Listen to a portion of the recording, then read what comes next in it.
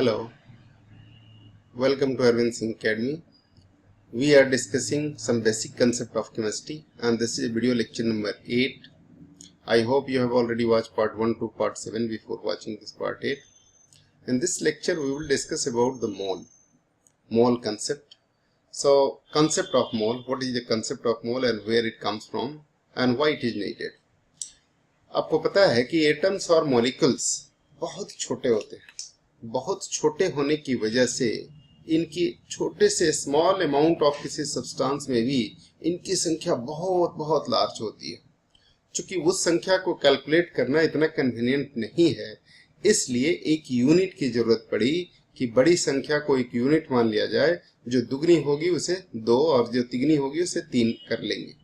यानी इसका अर्थ ये है कि हम एक बड़ी से बड़ी संख्या को एक यूनिट मानने वाले हैं. और इस कौन सी संख्या को यूनिट माना जाए, ये बात पता करने के लिए क्या करना था कि एक ऐसी संख्या को तलाश करना था जिसको यूनिट माना जा सके. तो ऐसी संख्या कौन सी थी? जैसा कि हमने बताया है कि C12 को एटॉमिक मास के 1/12 पार्ट को एटॉमिक मास यूनिट माना गया, तो कार्बन आइसोटोप जिसका एटॉमिक मास 12 होता है उसी को फिर से स्टैंडर्ड माना गया और कहा गया कि किसी भी एक मोल किसी सब्सटेंस का वो अमाउंट होता है जिसमें उतने पार्टिकल्स हों जितना कि C12 के 12 ग्राम में होते हैं. इसका मतलब ये हुआ कि डेफिनेशन अगर इसका लिखना चाहें तो हमें लिखना पड़ेगा व्हाट इज मोल. पहले लिखें what is mole. Mole concept we are going to discuss today and in this mole concept we are going to discuss about the mole. So mole is what? Mole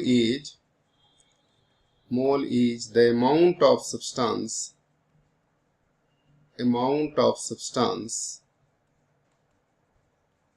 in which it contains as many as particles or entities as it contains in 12 gram carbon C12, 12 gram of C12, 12 gram of C12, 12 gram, that is 12 gram is what? 0.012 kg of C12, carbon 12 यानी isotopes, right. तो इसमें जितने amount होते हैं उतने ही particles, यानी इसमें 12 atom में जितने पार्टिकल्स होंगे उतने ही पार्टिकल्स किसी सब्सटेंस में होने के लिए उस सब्सटेंस को हम क्या कहेंगे? 1 मोल.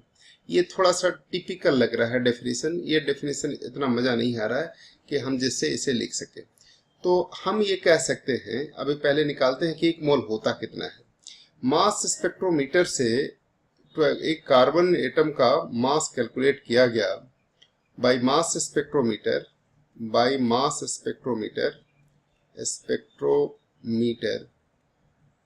The mass of 12 C12, mass of C12 carbon is calculated as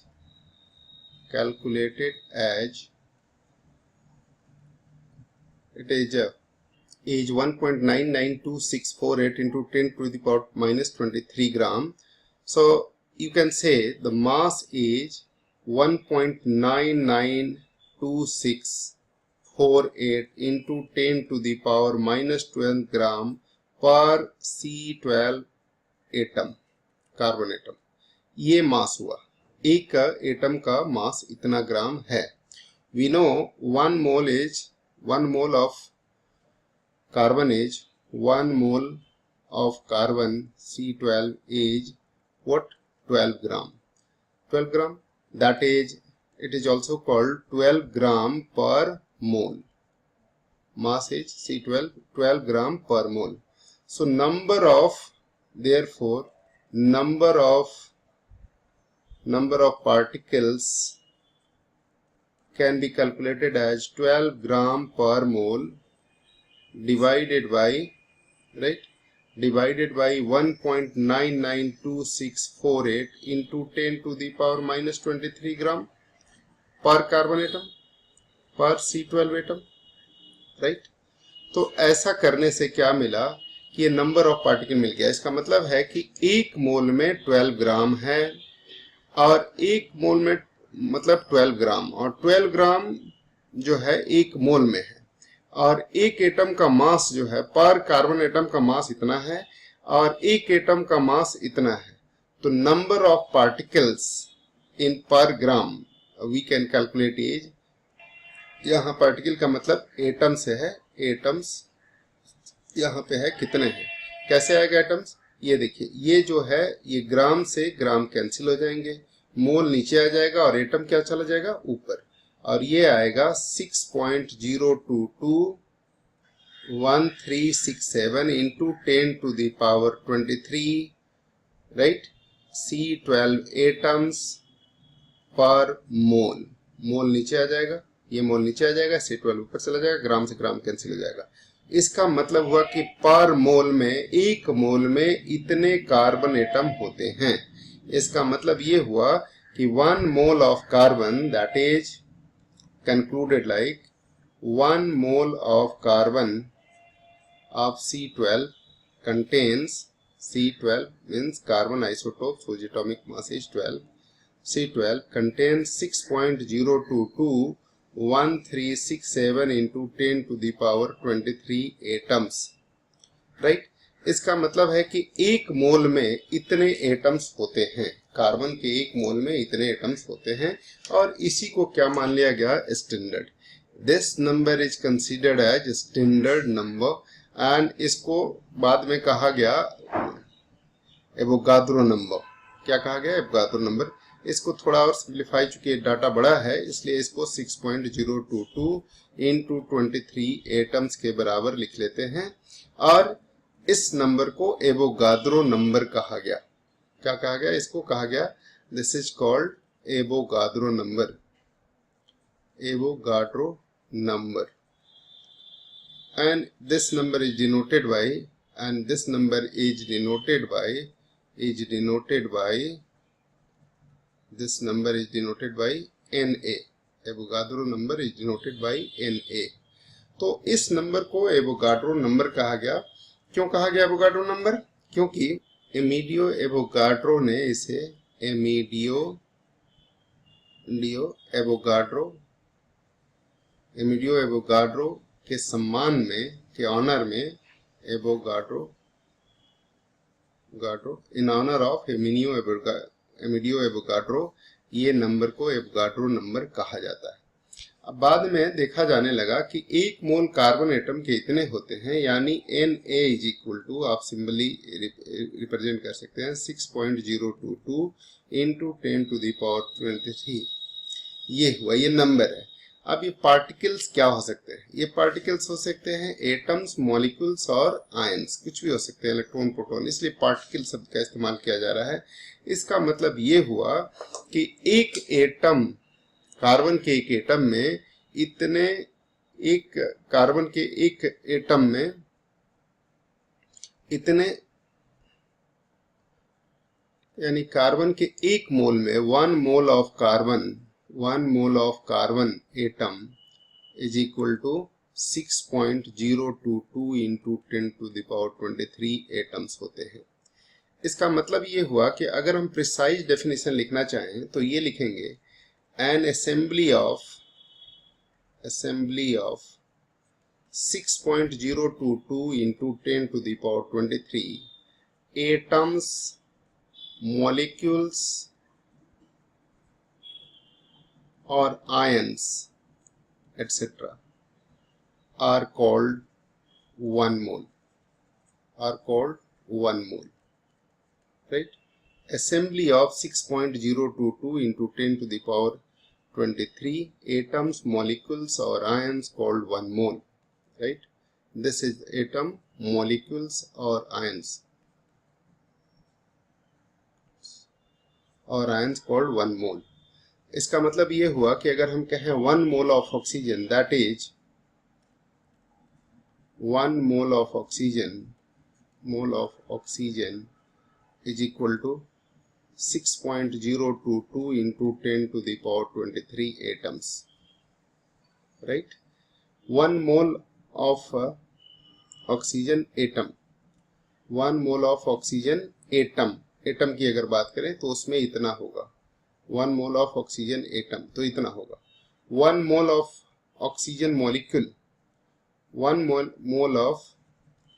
mole of oxygen molecule की अगर बात करें तो इसमें कितना होगा, 1 mole of oxygen molecule contains 6.022 into 10 to the power 23 molecules of oxygen।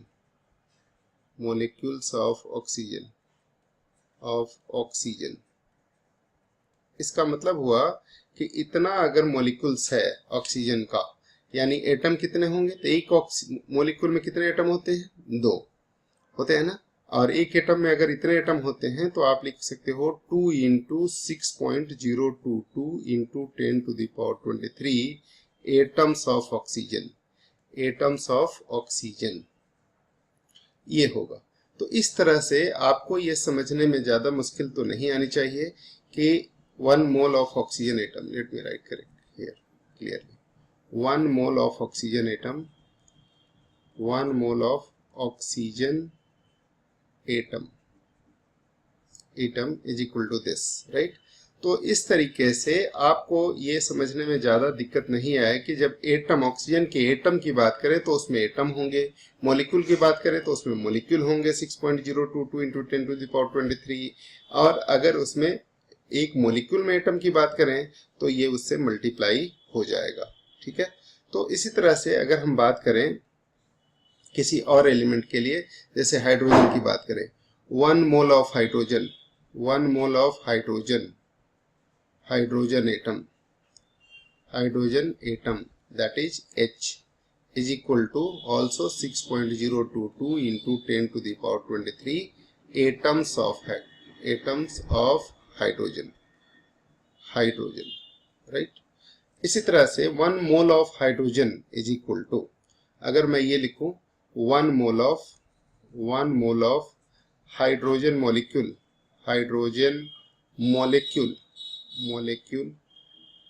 then what will happen, hydrogen molecule मतलब H2, then this will be 6.022 into 10 to the power 23 molecules of hydrogen,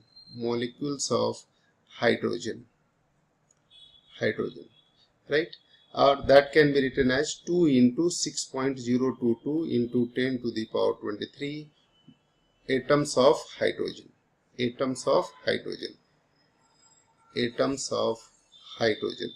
right? Hydrogen. तो इस तरीके से ये दोनों definition, दोनों ही example मोर और less same है, बट दोनों को समझने के लिए आपको हमने 2 एग्जाम्पल दिए हैं। समझें कि सब में ऐसे ही होता है, कहीं पर भी अगर निकालना है आपको मोल तो आप ये नंबर ऑफ से डिवाइड कर सकते हैं। नंबर ऑफ मोल से निकालनी है, 1 मोल में इतना है तो 2 मोल में कितना होगा, 2 से मल्टीप्लाई कर देंगे। 3 मोल में कितना होगा तो 3 से मल्टीप्लाई कर देंगे। 5 मोल में कितना होगा तो 5 से मल्टीप्लाई कर देंगे। 0.5 मोल में कितने होंगे तो इतने से मल्टीप्लाई कर देंगे। जैसे 1 mole of hydrogen is equal to लिखा हो, एक क्वेश्चन ही कर लेते हैं। For example 1 mole of hydrogen atom is equal to 6.022 into 10 to the power 23 atoms of hydrogen. Say, so what? How many? Question is this, and 5 mole of hydrogen is equal to hydrogen atom is equal to what? 6.022 into 10 to the power 23 multiply by 5. So simply one can calculate atoms of hydrogen, right? That will come here, 5 2 are 10, 5 2 are 10, 1 11, and this is 11, and 5 6 are 30 into 10 to the power 23. That can be written as instant scientific form 3.011 into 10 to the power 24 what atoms of hydrogen, atoms of hydrogen. So that can be calculated. इसका मतलब है कि कभी भी हमें number of elements निकालना हो, number of atoms निकालना हो, तो हम क्या करेंगे, 6.022 इंटू 10⁻23 से मल्टीप्लाई कर देंगे. पर मोल लिखा हुआ है ऊपर डेफिनेशन में कि ये क्या होता है, पर मोल होता है. तो हम इस तरह से कैलकुलेट कर सकते हैं. ठीक है. अब ये है कि ग्राम में अगर हम किसी को एक्सप्रेस करें, एटम को और मॉलिक्यूल को, तो उसको भी हम कहते हैं मोल. जैसे 12 gram of carbon, 12 gram of carbon atom is equal to 1 mole कह सकते हैं, right, 1 mole. Similarly 16 gram of oxygen atom is called 1 mole, right? But 32 gram of oxygen molecule is also called 1 mole. Molecule is called 1 mole. इसका मतलब हुआ कि gram atoms और ग्राम molecules are called mole. That is another definition we can write here. Gram atoms or gram molecules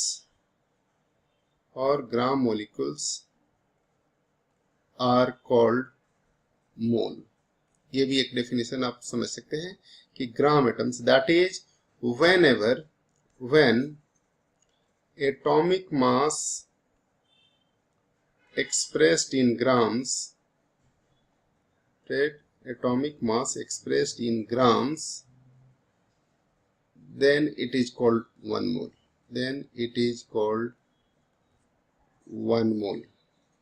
1 mole.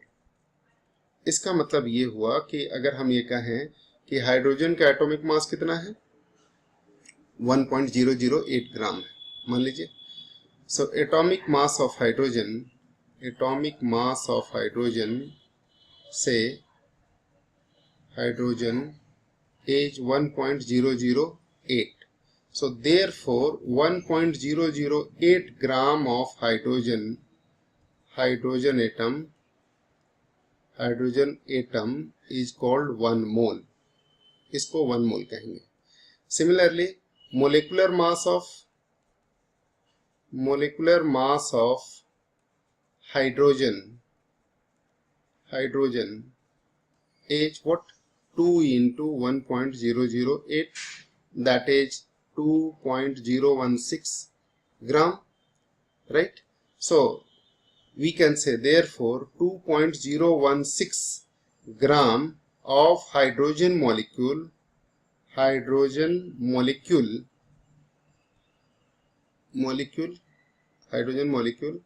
is called 1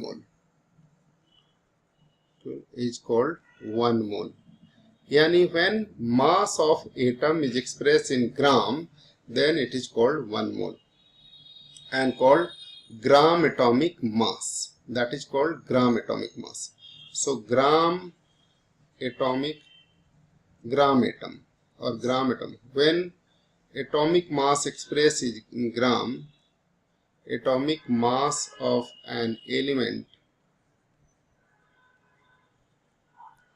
expressed in grams, then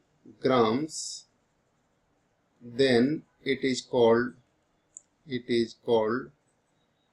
gram atom, right, gram atom. Similarly gram molecule क्या हुआ. अब अगर हम ये कहें कि gram molecule क्या होता है, तो वो भी बात यही होगी. What is gram molecule? Gram molecule when molecular mass of a molecule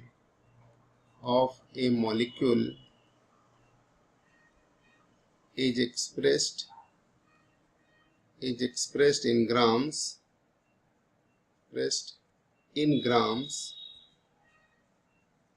then it is called gram molecule. It is called gram molecule.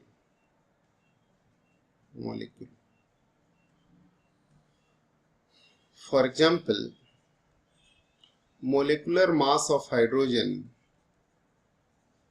molecular mass of hydrogen of water say is what? 1 into 2 plus 16, that is 18 gram approx. So 18 gram molecule of H2O is called 1 mole, right now?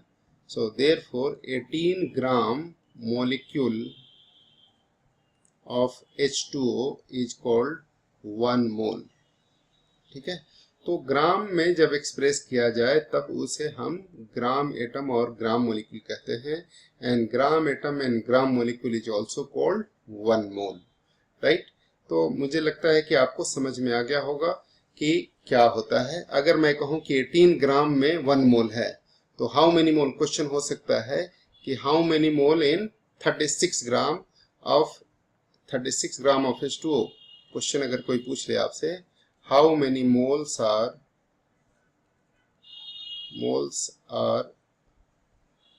in 90 gram of H2O, ठीक है? So we know that 18 gram is 1 mole, so 90 gram must be equal to 5 mole. So therefore since 18 gram is 1 mole, therefore 90 gram must be 5 mole. तो कैसे निकालेंगे? Number of moles can be calculated as given mass in gram, right, divided by molecular mass in gram, molecular mass in gram, right, molecular mass in gram. तो ये हो गया 90 divided by 18 is equal to 5 mole.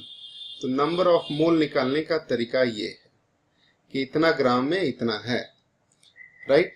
Number of moles is equal to 5. We can calculate like this. I hope you got it, right? So इस तरीके से हम निकाल सकते हैं number of moles. Number of moles निकाल सकते हो। अगर कोई पूछ दे, अब इसी क्वेश्चन को उल्टा पूछ दिया जाए कि how many grams in 0.25 moles of water, right? That is, so 1 mole of water is equal to क्या होगा? अभी उसी फॉर्मूला को लगाएंगे, कोई नया फॉर्मूला नहीं है, वैसे तो कॉमन सेंस है। Number of moles is equal to mass of substance which is given or that is to be find out, and molecular mass divided by molecular mass, ठीक है? तो नंबर ऑफ मोल्स आपको 0.25 दिया हुआ है और mass of substance आपको निकालना है ना? सब्सटेंस आपको निकालना है, मास ऑफ सब्सटेंस निकालना है, और मोलिकुलर मास आपने कैलकुलेट कर लिया, हाइड्रोजन का कितना, वाटर का कितना, 18. So mass of substance is equal to, therefore mass of substance that is water, how many grams of water need this mole, that is 0.25 into 18, right? That is 4.5, right ना? 4.5 ग्राम। तो 4.5 ग्राम में इतना मोल होगा, ये बात समझ में आ गई। तो एक ही फॉर्मूला है, कुछ नया नहीं है। इसी फॉर्मूले को अगर आप याद रखेंगे तो बात बन जाएगी कि नंबर ऑफ मोल्स कैसे कैलकुलेट करेंगे और मास कैसे कैलकुलेट करेंगे। दोनों बातें इस फॉर्मूला के जरिए कैलकुलेट कर सकते हैं। इसी तरीके से कोई आपसे पूछे कि अच्छा बताइए नंबर ऑफ पार्टिकल्स कितने होंगे, how many atoms are, how many molecules are, question is like this, say how many molecules are, question is how many molecules are in 0.20 moles of water, ठीक है? So we know how many moles, 1 mole contain how many? Since 1 mole of H2O contains how many grams, how many molecules? 1 mole of H2O is equal to 6.022 into 10 to the power 23 molecules of water, molecules of H2O, molecules of H2. So therefore 0.20 moles of H2 contains 0.20 into 6.022 into 10 to the power 23 molecules of H2, molecules of H2, right. सो ये आप multiply करेंगे तो क्या हो जाएगा, इसका मतलब 5 से डिवाइड करना है. तो this is 1.2, right. 5 to 10 and that is 0 and 4 and 5, right now. So 5 4 is 20, 5 4 is 20 again. So that will be 4 into 10 to the power 23 molecules of H2, ये आ जाएगा. तो इस तरीके से हम नंबर ऑफ मोलिक्यूल्स भी कैलकुलेट कर सकते हैं, ठीक है. नंबर ऑफ मोल्स भी कैलकुलेट कर सकते हैं. अगर मोलिक्यूल हो तो यहाँ आंसर मोलिक्यूल में आएगा, अगर एटम हो तो आंसर एटम में आएगा, आयंस हो तो आंसर आयंस में आएगा, ठीक है. तो किसी भी सब्सटेंस का नंबर ऑफ मोल्स कैलकुलेट करने के लिए क्या फॉर्मूला हुआ, given mass upon atomic mass और molecular mass, depending upon whether atom और molecule is given. For example एक क्वेश्चन और लेते हैं. How many moles are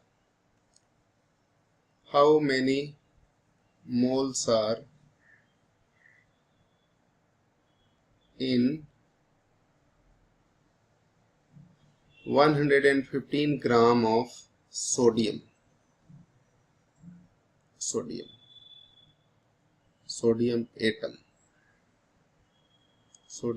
atom, ठीक है, sodium atom.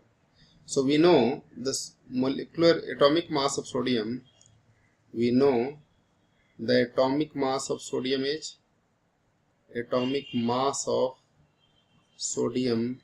that is Na, is 23. So 23 gram, therefore 23 gram Na is equal to 1 mole. 23 gram is equal to 1 mole. So we have to find 115 gram में कितने मोल होंगे. So the question is, therefore in 115 gram of sodium कितने मोल होंगे, ये बताना है, ठीक है. कितने मोल होंगे, तो ऑफ कोर्स आंसर ही दिख रहा है कि 5 गुना है तो 5 मोल होंगे. और 5 मोल कैसे आएगा, इस बात को प्रैक्टिकली अगर फॉर्मूला कोई चाहता हो कि नंबर ऑफ मोल्स निकालना है, तो number of moles is equal to given mass of the substance, mass of atom of a substance, mass of atom upon atomic mass, atomic mass अगर इस पे लिख दें तो ये हो जाएगा कितना, given mass is 115 upon 23, that is 5 mole, ये आ जाएगा. तो इस तरीके से हम एटॉमिक मास अगर दिया है तो उसमें हम नंबर ऑफ मोल्स निकाल सकते हैं. अगर मोलिकुलर मास दिया है तो भी उसमें नंबर ऑफ मोल निकाल सकते हैं. फर्क क्या है, अगर मोलिकुलर मास दिया हुआ है तो हमें अगर कोई मास दिया हुआ है मोलिक्यूल का, तो उसमें मोलिकुलर मास से डिवाइड करने से नंबर ऑफ मोल निकल जाएगा. अगर किसी एटम का मास दिया हुआ है तो उसमें एटॉमिक मास से डिवाइड करने से नंबर ऑफ मोल्स निकल जाएगा. कोई बहुत बड़ी बात नहीं है. इस तरीके की बात को आप समझ पा रहे हैं, आई होप. और इस अब मोल का 2-3 तरीके से काउंटिंग किया जा सकता है. पहला, N assembly of 6.023 into 10 to the power 23 atoms, molecules, ion, electrons, protons, etc., that is particles, called 1 mole.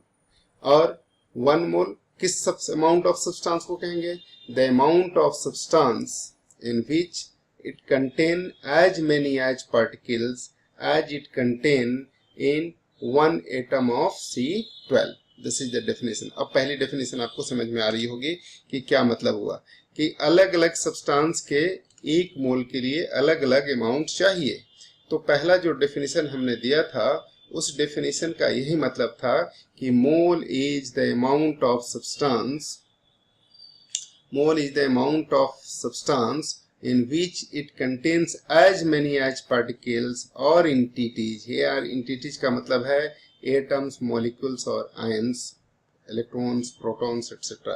तो ये है as many as particles as it contains in 12 gram of C12 isotopes. 12 ग्राम का मतलब क्या हो गया? 1 मोल। तो इसके 1 मोल में जितना हो रहा है, इसके 1 मोल में कितना कर रहा है? इसके 1 मोल में अब यहाँ कैलकुलेट करके हमने दिखाया कि यहाँ 1 मोल में नंबर ऑफ पार्टिकल्स जो है वो इतना है। 1 मोल में इसके 6.022 इंटू 10⁻23 एटम्स है। सबके 1 मोल में इतना ही होगा, but amount of substance can very. जैसे हम कहें कि हाइड्रोजन के 1 ग्राम में ही इतने एटम्स मिलते हैं, कार्बन के 12 ग्राम में इतने एटम्स मिलते हैं, ऑक्सीजन के 16 ग्राम में इतने एटम्स मिलते हैं। तो amount of substance can vary but number of atoms और molecules will remain the same. तो इतने ग्रुप को, चाहे वो एटम्स हो, चाहे मॉलिक्यूल्स हो, चाहे आयंस हो, उसको हम एक मोल कहते हैं। तो एक मोल आप समझ गए कितना होगा? N assembly of 6.022 into 10⁻23 atoms, molecules और आयंस इज कॉल्ड 1 मोल। इस बात को आप दिमाग में रख लें, ठीक है। अब अगली टॉपिक पे बात करते हैं। अगली टॉपिक क्या है? Percentage composition.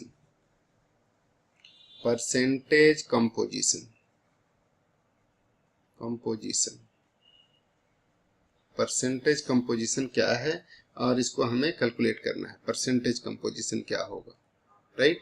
तो परसेंटेज कंपोजिशन किसी भी एलिमेंट्स का हमें पता करना है। परसेंटेज कंपोजिशन कितना है किसी भी कंपाउंड में, तो हम पता कर सकते हैं।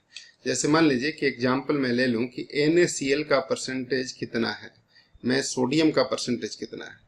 तो हम क्या करेंगे? सबसे पहले उसका मोलिकुलर मास कैलकुलेट करेंगे। मोलिकुलर मास कैलकुलेट करेंगे कि सोडियम का मोलिकुलर मास क्या है। जैसे क्वेश्चन के तौर पे इसी से बता दूं कि व्हाट इज द परसेंटेज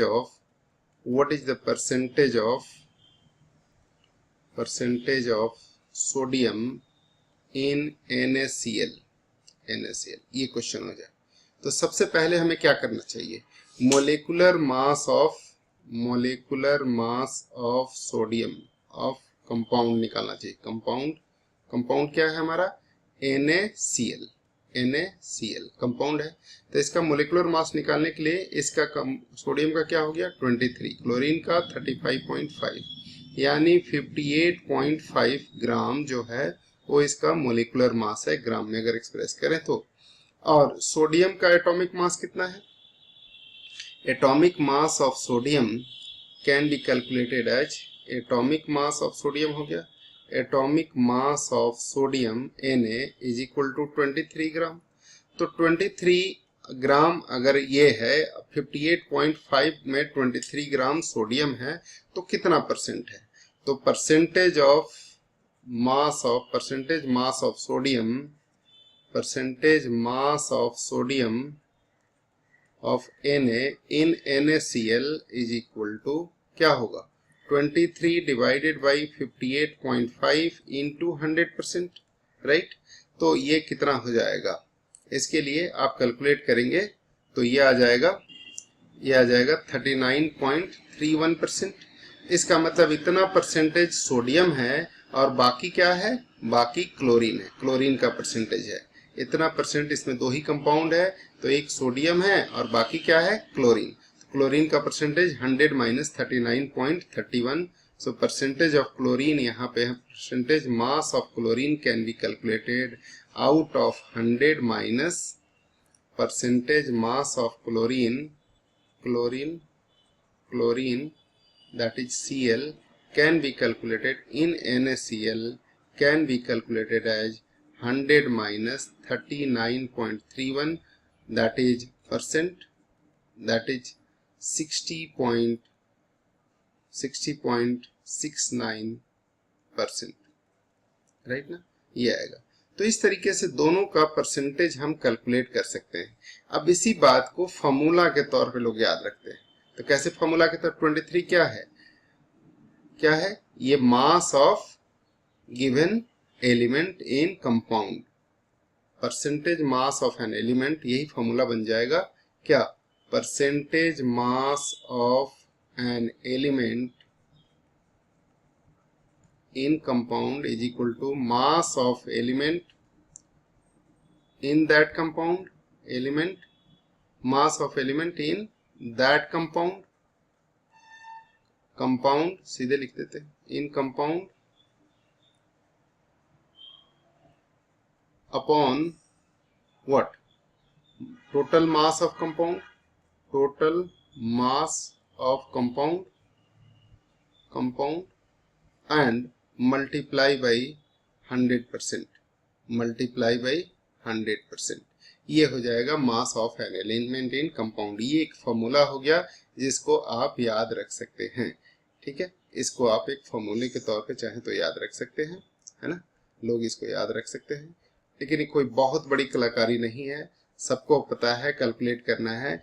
आपके स्कूल में 400 में से 240 नंबर आ जाते हैं, तो आपको कहा जाता है कि कितना नंबर आया जी, कितना परसेंट आया, तो क्या करते हैं, टोटल नंबर 400 नीचे लिख देते हैं, जो नंबर आया वो ऊपर लिख देते हैं और 100% से मल्टीप्लाई कर देते हैं। मतलब 240 आया, कितने में से आया, 400 में से, मल्टीप्लाई बाई 100%, तो ये एक जीरो से एक जीरो कट जाता है, ये एक जीरो से एक जीरो काट देंगे और 4 से 6 बार में कट जाएगा, 6 × 10 60% आप कहते हैं कि मार्क्स आया है जी। तो इसी तरह का ये फॉर्मूला है, कोई नया इसमें कलाकारी वाली बात नहीं है, this is very simple, you can calculate anywhere. लेकिन अगर एक से ज्यादा हो, यहाँ 2 था तो एक में से दूसरे को माइनस कर दिया क्योंकि थे ही 2, अब अगर 3 हो, मान लीजिए कि हमें कैलकुलेट करना हो कि कैलकुलेट, एक दूसरा एग्जाम्पल लेते हैं, calculate the percentage of calcium, percentage mass of calcium Ca in CaCO3, ठीक है, इन CaCO3। तो ये क्या करेंगे, इसको आप कैसे करोगे, तो पहले लिखेंगे molecular mass of CaCO3, molecular mass of CaCO3 मतलब कंपाउंड, कंपाउंड का मोलेकुलर मास निकालते हैं। कैल्शियम का कितना होगा, कैल्शियम का 40 प्लस ये क्या होगा 12 into plus 16 into 3, 12 plus 16 into 3, 48 plus 12 60 plus this 100 gram, so 100 gram हो गया। And therefore percentage mass we can calculate similarly, और इसमें मास ऑफ किसका है, मास ऑफ कैल्शियम कितना है, so mass of calcium Ca in CaCO3 कितना है, ये कंपाउंड में 40 ग्राम, तो इसका मतलब percentage mass of calcium, therefore percentage mass of calcium, percentage mass of calcium in CaCO3 is equal to कितना होगा, molecular total mass is 100 gram और mass of calcium is 40 gram multiply by 100%, तो ये क्या होगा, 100 से 100 कैंसिल हो गया, ग्राम से ग्राम भी कैंसिल हो गया, क्या बच गया 40%। तो इसका मतलब हुआ कि 40% कैल्शियम है कैल्शियम कार्बोनेट में। तो ये परसेंटेज आसानी से कैलकुलेट किया जा सकता है, और ये आसानी से कैलकुलेट करने के पश्चात आपको कंपोजिशन पता चल जाएगा, कंपोजिशन पता चल जाएगा कि सब्सटेंस में कौन कितना है। जैसे कार्बन का वहां अब हम कैलकुलेट करना चाहें परसेंटेज मास ऑफ कार्बन, तो कितना हो जाएगा, कार्बन का मास कैलकुलेट करोगे तो कार्बन 12 ग्राम है 100 ग्राम में से, मल्टीप्लाई बाई 100%, तो क्या कह सकते हैं 12% है, कार्बन 12% है। परसेंटेज मास ऑफ ऑक्सीजन कितना होगा, ऑक्सीजन, तो ऑक्सीजन कितना है 48 ग्राम, 48 आउट ऑफ 100 ग्राम इंटू 100% यानी 48%। तो कंपोजिशन जो हो गई, कंपोजिशन कहें कि अगर CaCO3 का कंपोजिशन की बात करें, कंपोजिशन ऑफ CaCO3, तो इसमें 3 पार्टनर हैं, एक पार्टनर का शेयर है 40%, ठीक है, 40% कौन है, कैल्शियम का शेयर है, और 12% किसका शेयर है, कार्बन का शेयर है, और 48% किसका शेयर है, 48% ऑक्सीजन का शेयर है। ये इनका रेशियो बता रहा है, परसेंटेज बता रहा है, एक कंपाउंड में किसकी क्या हस्ती है, किसकी कितनी शेयर है, ये बात इसमें बताया जा रहा है। तो इस तरीके से हम किसी भी सब्सटेंस के कंपोजिशन के बारे में पता कर सकते हैं। और कंपोजिशन के बारे में पता करने से बहुत कुछ पता चल जाता है, उसके मोलिकुलर बिहेवियर के बारे में, उसकी प्रॉपर्टीज के बारे में अंदाजा लगाया जा सकता है कि कौन ज़्यादा डोमिनेट कर रहा है, जिसकी कंपोजिशन में ज़्यादा परसेंटेज होगी, हो सकता है कि प्रॉपर्टी पे उसका ज़्यादा मैनिपुलेशन होगा। तो इस तरीके से कंपोजिशन पता चलते ही उसके कैरेक्टर के बारे में, उसके बिहेवियर के बारे में, उसकी केमिकल प्रॉपर्टीज के बारे में सब कुछ पता चल सकता है। ठीक है ना। तो ये हुआ composition of substance can be calculated in terms of percentage. और परसेंटेज में कैसे कैलकुलेट करेंगे कि जो उसका एटम में, उस कंपाउंड में उसका मास है वो divided by total mass of compound multiply by 100%, ये निकल जाएगा। और इससे आपको आसानी से ये कंपोजिशन का पता चल जाएगा। तो आज की क्लास में इतना ही। अगली क्लास में फिर मुलाकात होती है। आप लोग थोड़ा पढ़ लिख के आइए और अच्छे से थोड़ा पढ़ के आइए। इसको आज काफ़ी कुछ बताया है। इसको मोल के बारे में मुझे लगता है कि आपको कंसेप्ट क्लियर हो गया होगा। ये सबसे बेसिक यूनिट है कॉम्पिटिटिव एग्जामिनेशन के लिए, और इसका जो है आगे बहुत यूज होने वाला है। So thank you very much. Keep watching and don't forget to subscribe our channel and share among your friends, and that's all. Thank you. God bless.